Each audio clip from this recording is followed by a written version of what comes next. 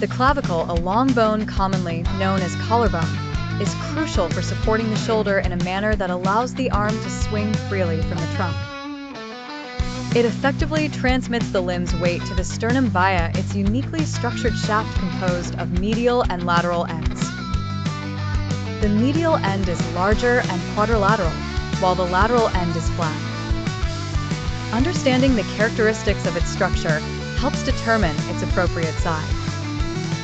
The slightly curved shaft of the clavicle bends forward in its medial 2/3 and concaves forward in its lateral third.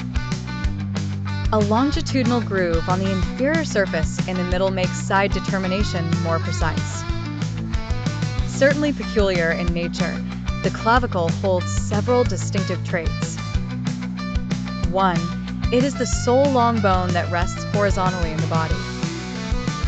2. Subcutaneous throughout its length. 3.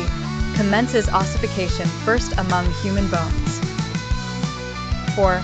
Ossifies in a membrane, a unique characteristic among long bones.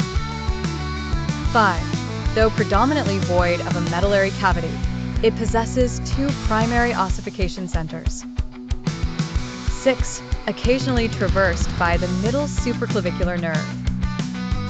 These peculiarities render the clavicle unique in weight transmission. The lateral third accomplishes this via the coracoclavicular ligament, while the medial third links the limb to the skeletal axis. Key features: the clavicle's shaft can be divided. Lateral 1/3 is noticeably flattened, with 2 borders, the anterior concave and posterior convex.